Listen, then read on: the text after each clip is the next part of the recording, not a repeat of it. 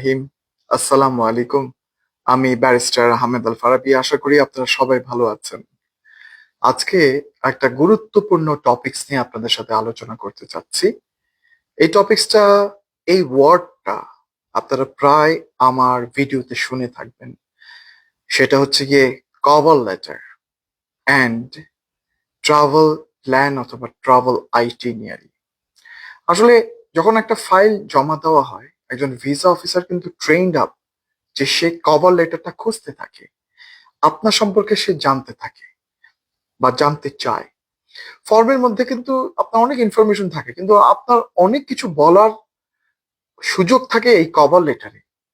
কিন্তু খুব দুঃখজনক ভাবে আমরা যেসব রিফিউজাল ফাইল আমাদের কাছে আসে, রিফিউজ হয়ে আসে, আমরা সেগুলো যখন রিড করি, তাদের কাছে ফাইলটা চাই, একটা জেনেরিক কভার লেটার দেখি। তো এই সমস্যাটা, জেনেরিক কভার লেটারটা বিষয়ে যখন আমরা দেখি, আমরা বুঝে ফেলি যে এটা কোনো এজেন্টকে দিয়ে করিয়েছে। একজন ভিসা অফিসার কিন্তু আরো সে ভালো মতো জানে যে এগুলা করেছে একজন এজেন্ট। তখন তারা কি করে, এই রিফিউজাল লেটারে লিখে দেয় যে তুমি যে এটা করেছো এটা তুমি নিজে করনি, জেনেরিক কভার লেটার। আমাদের এমবিসিতে এই ধরনের কভার লেটার অনেকবার আমরা পেয়েছি।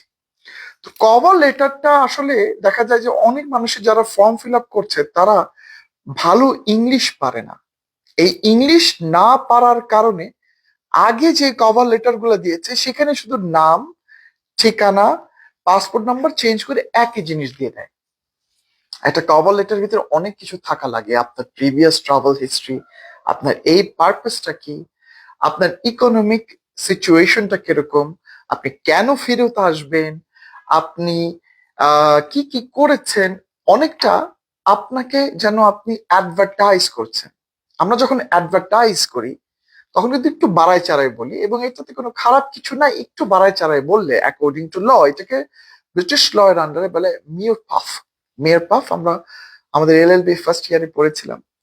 আমি নিজেও পড়াতাম ইউনিভার্সিটি অফ লন্ডনের আন্ডারে এলএলবি। তখনই কোর্সটা আমি আসলে কন্ট্রাক্ট লয়ের আন্ডারে করিয়েছিলাম আমার স্টুডেন্টদেরকে। তো যাই হোক, যাতে ফিরে আসি, সো একটু বাড়ায় চাড়ায় হলেও আপনারা মেনশন করবেন, বলবেন আপনারা কি কি কেন ফেরত আসবেন, কে কে আছে, কি কি হবে, এই সব ভিন্ন বিষয়।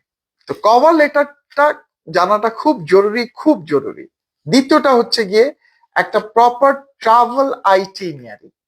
দেখা যায় যে একটা ট্রাভেল প্ল্যান আমরা দিয়েছেন। এখন সাপোজ আপনি প্ল্যানে লিখলেন আজকে বিকালবেলা আমি ঢাকার অমুক জায়গায় ঘুরতে যাব, সন্ধ্যার পরে চিটাগং এ যাব। হবে? কেউ কি এত তাড়াতাড়ি ওখানে যেতে পারবে প্লেন ছাড়া? তাহলে কিন্তু এটা সম্ভব না। আপনারা হোটেল বুকিং দিয়েছেন একটা শহরে, সেখান থেকে 2000 1000 মাইল বহু দূরত্বে, 100 200 মাইল দূরত্বে হচ্ছে কি আরেকটা জায়গা, তাই না? আরেকটা জায়গায় আপনি যা চলে যাবেন, আপনার হোটেল বুকিং এক জায়গায়। তো এই জিনিসগুলা, এই মিস্টেক গুলা প্লিজ করবেন না। আপনাদের কভার লেটার এবং ট্রাভেল আইটিনারি খুব সুন্দর করে করবেন। এই জিনিসগুলা কিন্তু ভিসা অফিসার দেখছে, দেখে, খুঁজে।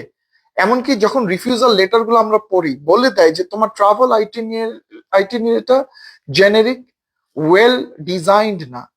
সো এই জিনিসগুলো আপনারা আপনাদের ক্ষেত্রে অবশ্যই ভালো মতো দেখবেন।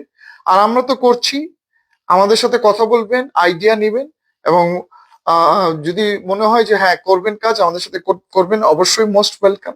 কিন্তু যদি অন্য কারোর মাধ্যমে করেন, দেখে নেবেন সেই ভদ্রলোক কি ভালো মতো কাভার লেটারটা করতে পারবে কিনা, ট্রাভেল আইটিনারি সম্পর্কে ধারণা আছে কিনা, করতে পারবে কিনা। তো আরো আপনাদের অনেক প্রশ্ন থাকতে পারে, আমার এখানে নাম্বারটা দিয়ে দিচ্ছি, আমার সাথে এসে দেখা করেন। এটা ট্যুরিস্ট ভিসা হোক, স্টুডেন্ট ভিসা হোক, ওয়ার্ক পারমিট হোক, অ্যাসাইলাম হোক, জুডিশিয়াল রিভিউ হোক, আমি আপনাদেরকে আইডিয়া দিব। আজ এই পর্যন্তই।